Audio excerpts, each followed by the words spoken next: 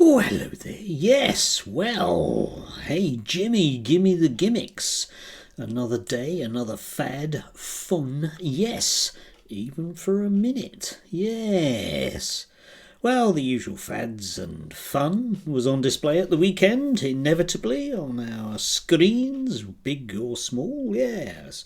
Um, did have to smile at this particular one.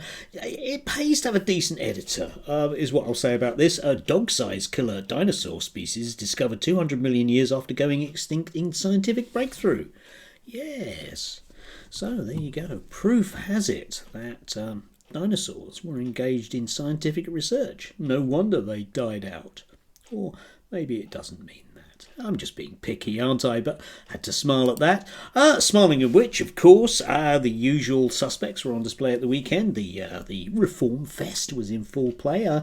Did have to like Richard Tice suggesting about that Britain could learn a lot from Sharia law in Dubai. Leave that one totally hanging in the air because, of course, one of the things that these people don't have is any real sense of irony. And even when these things are pointed out to them, they don't then have any sense of shame because it's not the business they're involved in. Richard isn't expected to be engaged in joined up thinking about anything. Again, we'll come on to that as a concept. And nevertheless, he doesn't really understand when people sort of apply basic logic to him. Still, never mind, Sharia law, yeah. And of course, those other Middle Eastern states where there's very low crime rates. Very, very good. Let's engage in the same thing. We can just not have democracy and have a principality. Anyway, in the usual sort of Sunday, again, Reform Fest, there was Rupert Lowe, Camilla Toomey had him on, and he was just asked about whether or not he was a one-man band that no one else could work with, and oddly enough, he didn't feel that he was. But I'd like somebody to ask him. Maybe you could do that next week, Camilla, because I'm sure you'll have someone else on. If anybody has costed out the real potential cost that there will be in deporting up to 2 million people from this country. And has anyone done any form of analysis about how exactly we would deal with all of the legal ramifications of people who had made a life here and then are presumably going to have their assets, I don't know, seized or otherwise? I don't know, how would it work? Questions that are simply not answered because, that might be problematic, I suppose. But again, I'm just being picky about that. But in terms of being very picky, I do have to suggest that Rupert Lowe, like most MPs or the commentariat in the media, might need to actually learn what goes on in schools, because we had this from him. I'd like to see children taught far more about where their food comes from, how to grow it, and why a balanced diet matters. Learning to grow vegetables, cook basic meals, and understand nutrition, real-life skills.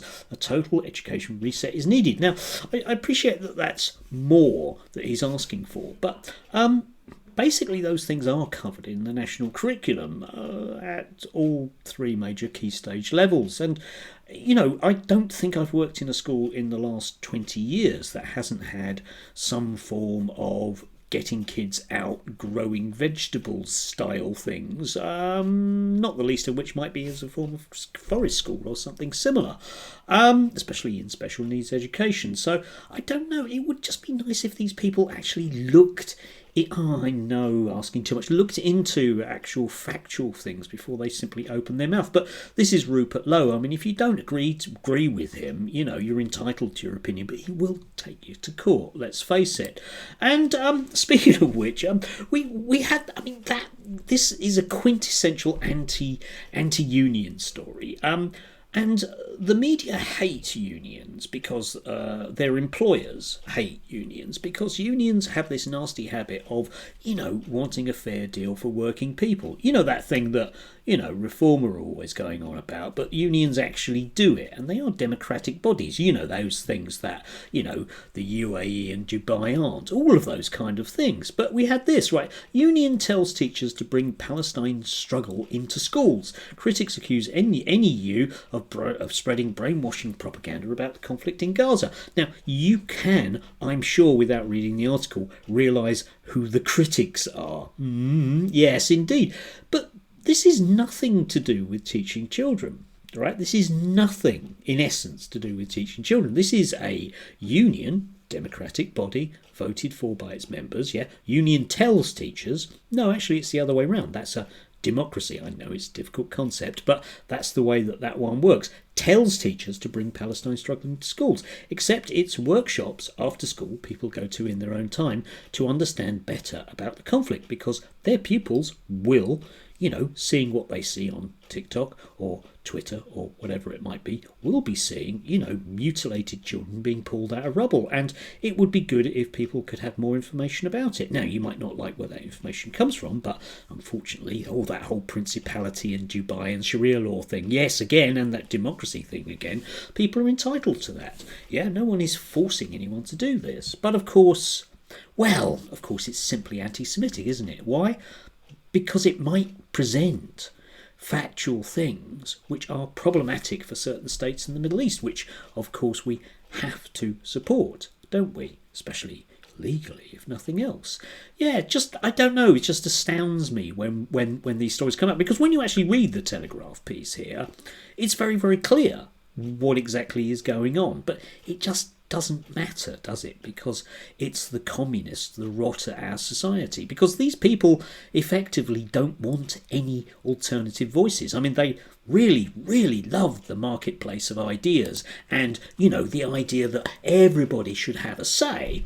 But the moment that actually does happen, then they get very, very, very cross. And I give you this, which all of the transphobes have been melting down about on Sunday, which is a BBC discussion on Politics East. Yeah, not exactly national, but nevertheless, where they've interviewed a group of trans people about their experiences of the recent stuff that's been going on.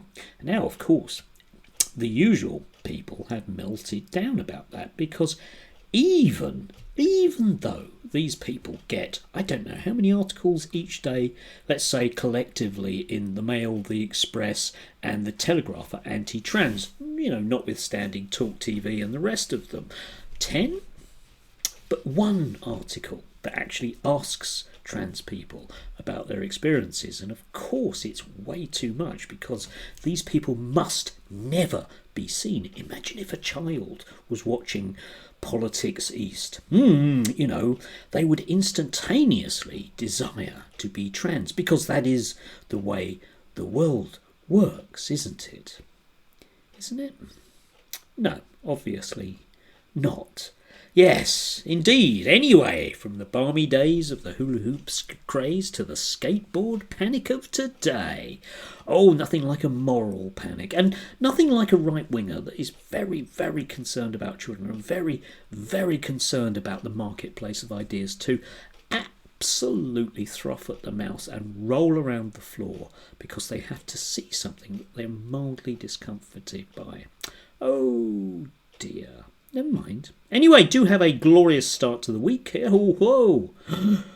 I get a week off very soon. Oh, teachers, we never do anything, do we?